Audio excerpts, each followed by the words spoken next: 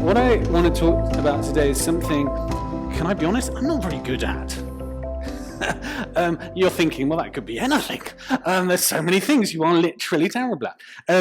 But it is genuinely something that I think is very important. It's something I don't feel particularly brilliant at, not for any bad reason, just because, circumstantial and learning and all that stuff. But we're going to continue this series of honor. And in a world of judgment and putting others down, I still think the greatest opportunity we have to display the Father's love is to exhibit honor. We live in a shame-based world. We live in a world where the media don't help us, but we love it, seem to love it, when people fail, and it makes us feel better about ourselves. That's just not kingdom, and it's not good. And I would argue the church are as good at it as anybody else. It's worrying, really. So a critical component to that is what I want us to explore together, and it's honor the least always. Honor the least always. You see, in our culture, we know this, we tend to honor those who are successful the most. So celebrities, the rich, the powerful, the people that seem to do well. And it was exactly the same at the time of Jesus. We've looked at that in its context. The Greco-Roman world was one where, meekness and weakness were not to be applauded. They were seen as pathetic. You wanted to hold a high standard of honor. You wanted to be seen to be strong. You wanted to dominate. That was really the essence of what it was seen to be successful, to have high standing in society back then. It was dominance and strength and honor. That's why warriors, their ultimate goal, weirdly, was to die with honor. Because it mattered, honor mattered. And so anything other than that brought shame on you, your family, and it brought some issues.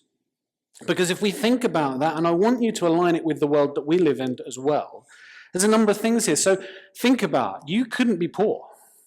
You couldn't be sick. You couldn't be weak. You couldn't have messed up in any way.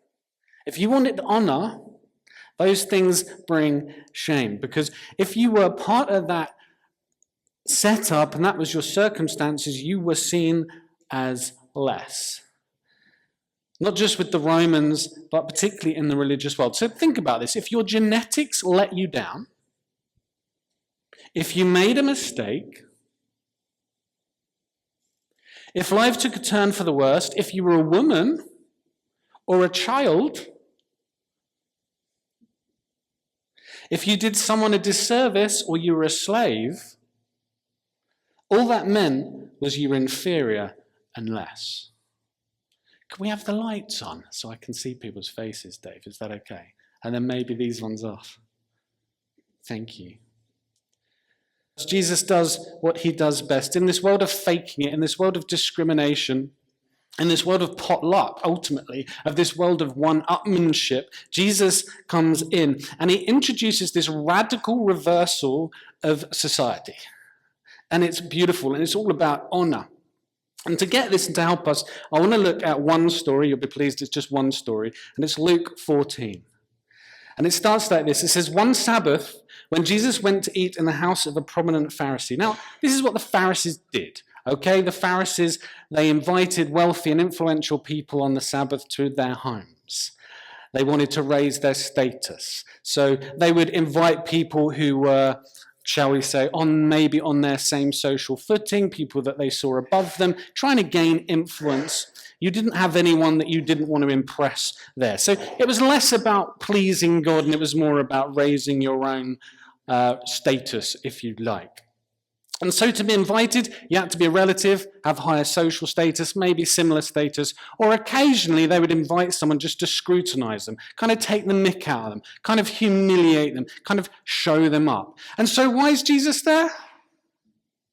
You got it, to be scrutinized. Let's read on a bit further. He was being carefully watched. And I love this because there just so happened in front of him was a man suffering from abnormal swelling of his body. Now we know he's not invited because that's what they did. We know he's invited because this is another test of Jesus, by the way. So what happens is interesting. Jesus asked the Pharisees and experts in the law, is it lawful to heal on the Sabbath or not?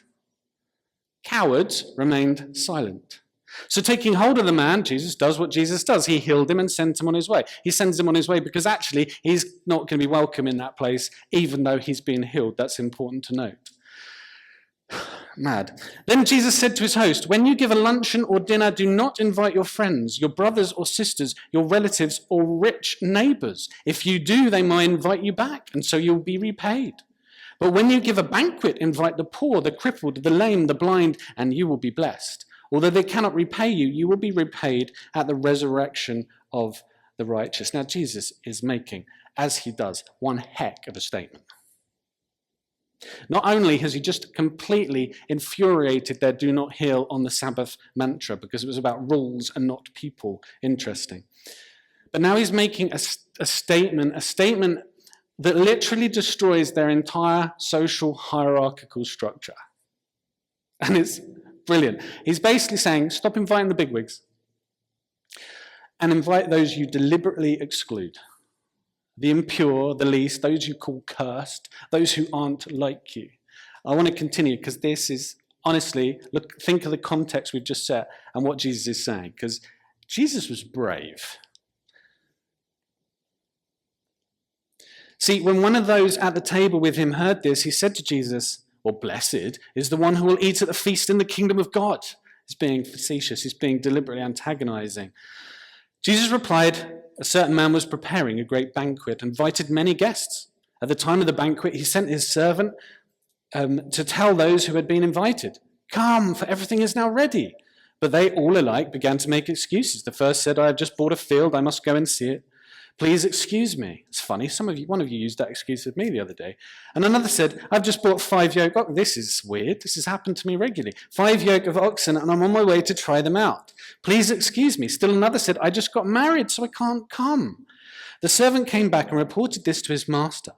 And the owner of the house became angry and ordered his servant, go out quickly into the streets and alleys of the town and bring in the poor, the crippled, the blind, and the lame. Sir, the servant said, what you have ordered has been done, but there is still room. Interesting statement. Then the master told his servant, go out to the roads and country lanes and compel them to come in so that my house will be full. I tell you, not one of those who are invited will get a taste of my banquet. This is amazing. Let me unpack it for you. Jesus is not pulling any punches, as he does. The religious elite at this prominent Pharisee's house think they are entitled to feast at God's kingdom. This is when everything gets put together finally. We see it in Isaiah 25:6-9. In fact, I have it here for you. On this mountain, the Lord Almighty will prepare a feast of rich food for all peoples, a banquet of aged wine, the best of meats and the finest of wines. On this mountain, he will destroy the shroud that enfolds all peoples, the sheet that covers all nations. He will swallow up death forever. But Jesus, them knowing this and him obviously knowing this because he helped write the darn thing, outrageously is telling them that they're all invited, but they rejected the invite. They're all invited, but you think you're going to be there. You've rejected the invite. What he's essentially saying is he's right there with them, in front of them, God as flesh, but not only do they not recognize him, they don't even flipping like him. Like he's right there, ready to invite them, and they're not interested. He's the one throwing the party, and if that's the case, they don't want to go. And they're like, they are probably pretty angry. And it doesn't stop there. Because they don't want to go, the host starts inviting the least, the people they ostracize, the people they don't like. It goes further. He says they even went outside the city. Now that sounds to us like, oh yeah, just bring people in. But what he's essentially saying is the people that they really don't like, non-Jews, Gentile people, people who are not of the faith, people who are cursed, people who are the Samaritans, for goodness sake, the dogs of the day, they're invited. And so the Pharisees here, they're like, what on earth is he on about? We don't accept this. They're kind of missing the point in this, that one of the texts that they appreciate or should do says 3 times, for all peoples. For all peoples, covers all nations. The clue is in the text, but they've chosen to make it about themselves. So it means Gentiles are invited, it means outsiders are invited, it means the ones they've always excluded or always thought weren't good enough or holy enough are invited. So bring in the lepers, the Gentiles, the sick, the poor. And there's this interesting statement in this thing. I don't know if you saw it, but it really jumped out at me. I don't know if this will work up here. Where is it? There we go. Compel them to come in. So you kind of think, well, that's a bit forceful. But it's not forceful coercion, it's persuasion. Why? Because if you've been excluded for so long, you don't think you're worthy or welcome to come in. So you need someone to say, no, honest, this isn't a joke. For real, you're welcome around God. Now, why do they have to sell them, these people, that you're welcome between God? Because the religious priest, the one group of people that should know God, know about him but don't know him, the ones who should be inviting him to the table right now, are the very ones that are making it harder for them. And so when someone comes to them and says, no, come and sit at God's table, be part of this, they're like, well, we're not worthy or we're not welcome. We can't possibly join you. And so Jesus is saying here, we have to persuade them. We have to show them a different spirit. That actually, no one's excluded here. It's not okay what's happened to you. You're welcome. You are worthy. And so Jesus is saying the ones that think they're going to make it will possibly miss out. And the ones who don't think they're going to make it are definitely in. Wow. That's got to make us think. Really got to make us think. I hope you're connecting this to your own world right now. And so we ask the question, don't we, what does that look like in today's world?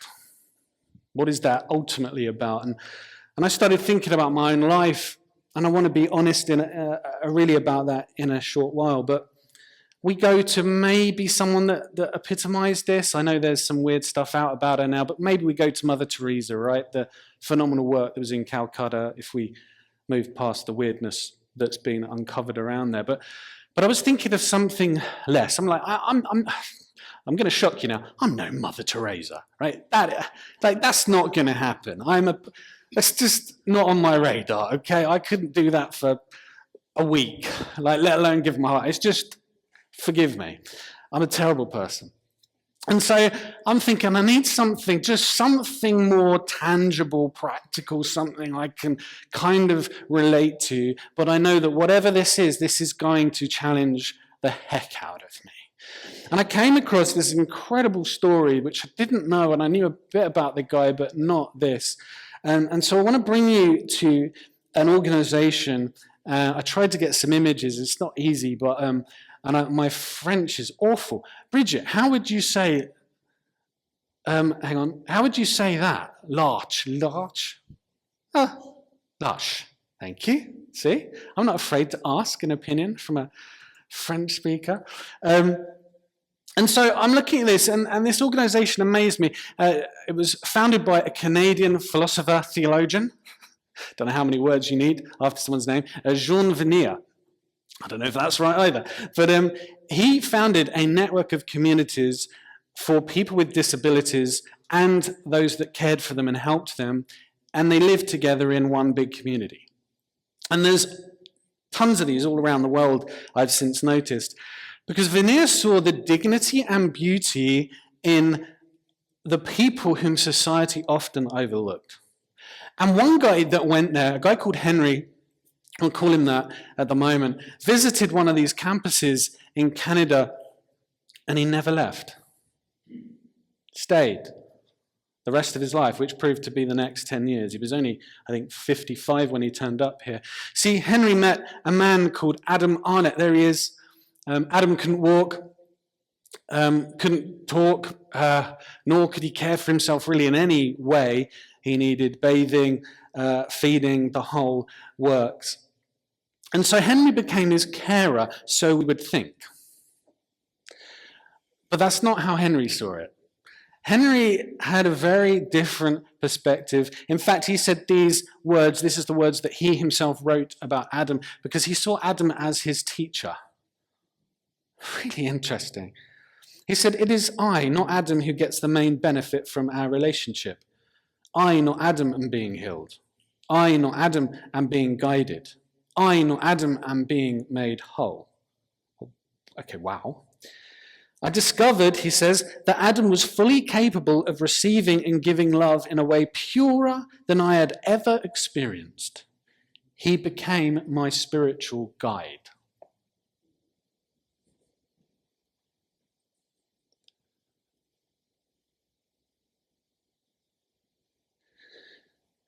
Amazing. Not my first impression, looking at that photo and my understanding of him. It's okay to be real, isn't it? Henry was a guy that some of you will know called Henry Newen. Henry Newen, here he is. There's a picture of him lecturing. He lectured at Harvard, Yale, Notre Dame. He's an incredible theologian. You'll have come across some of his work, whether you realized it or not. You'd have listened to a sermon regarding some of his work. He wrote phenomenal books. There's one called The Return of the Prodigal, which is full of God's love. He wrote another book that many people think was about the first Adam, but isn't. It was about this Adam. Adam, God's beloved, is the book title. Again, I've read snippets. Incredible. So in his pomp, he left a world of the highest status, surrounded by the highest caliber of mind, teaching the potential of students of that caliber. And he left it to serve in a society, to serve those society determined were the least. So at the height, the pomp of who he was intellectually, being asked to do this, to write that, writing papers, theological positions, being invited to the greatest institution churches all over the US and around the world, he visits L'Arche and he gives it all up. He spends the next 10 years pretty much full-time with Adam and a few others. Incredible. I wrote here, instead of writing papers and giving lectures, he helped residents eat, bathe, and dress. Instead of being surrounded by intellectuals, he lived in a community where many couldn't even speak. I think that's remarkable. And I'm challenged. I look at Jesus, and I was correlating, which is probably quite hard to do, and I'm not sure I've got it right, but it looks like he spent anywhere between 15 to 20% of his entire ministry around the least. You might think, oh, it should have been more, but actually, if you think about most of his time, about 60% was with his disciples. That's a heck of a chunk of time, especially when everybody wanted him. About another 15% was on his own, by the way. So if you think, that's a huge chunk of time.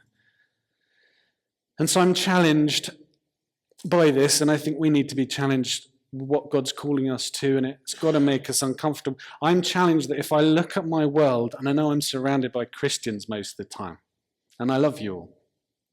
I don't ultimately think that's super healthy most of the time. But if I think about my world, I think it's too small. I think it's too healthy. I think it's too wealthy. And I actually think it's too popular. Who's in your life? Who's around your life? Who are you spending time with? Who's attracted to you? Who's around you? Because I'm guessing the vast majority of that. Is there even 5%? Are you around the least? What society would call that? I'm just not trying to make you feel bad. And some of you might be smashing this and should be preaching this message. But I'm saying church in the UK, by and large, is largely lower middle class. So like a middle class picnic. Come up on a Sunday and we do our songs and we listen to a message and then nothing flipping changes and so we do it the next week thinking it was a good idea. No, Jesus challenges us today just as he did then. He comes to a religious organization, a religious institution, and he does a radical reversal and says, by the way, I think you've got this wrong. You're around the wrong people. It's time to make a change. So I want to ask you questions, and they're not easy questions, and I'm asking them because I'm asking myself these questions. Is that okay? I want to ask you these questions. Who is in your world? Do you have an Adam as a metaphor in your workplace, in your social spaces, your families, who you ignore? Do you have an Adam at your school or your gym who you kind of walk past? And God is very much asking us to deal with our inherent prejudices. And by the way, we know enough about this stuff now to know it's inherited. It's learned behavior. It's not actually something we're born with, it's something we're developed into. And a lot of that is just terrible theology. But I want to ask you these questions. Where are you really with people struggling with addiction? Where are you really with racial equality? Where are you really with those with disabilities and sickness? Where are you really with those of same-sex marriage? Where are you really with those who are poor and struggling? Where are you really with those who are of the lower class or a higher class than you, but they're not like you? We have to ask those questions. Because I know that we need to stop building taller flipping walls and start building longer flipping tables. Otherwise, Jesus is going to flip something.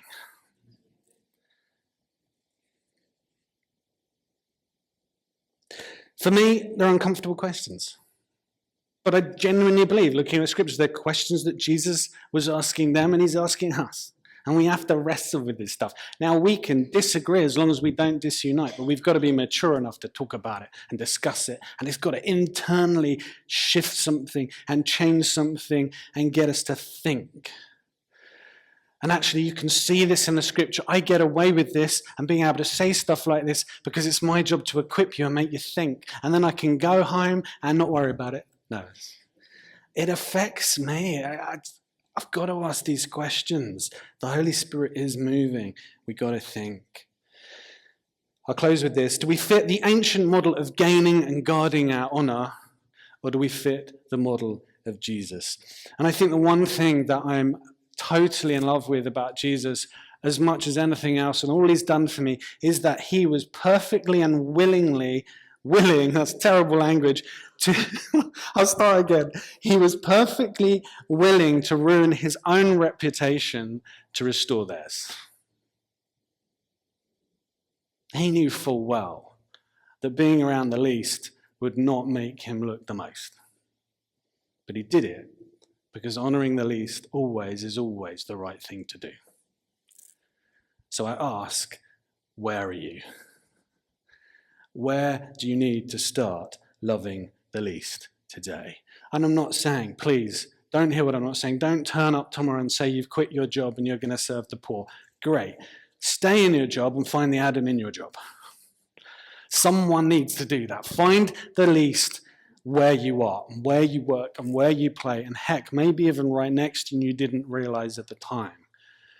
God is surrounding us, and I promise you that if we get this, Eden will become a church where the least and the broken, they feel at home and they feel welcomed. And by the way, that's not going to happen overnight because we have to compel them to come in. Just because we say it doesn't mean they'll believe it. If we planted a church over there, a church, all these churches planting services, you're not planting a church. It's a waste of time. Change where you live. It wouldn't work. They have to trust us. And this is why this can't just be a cultural thing. This has to be part of our DNA. We have to believe this. We have to want this. It has to be an internal something that God is doing.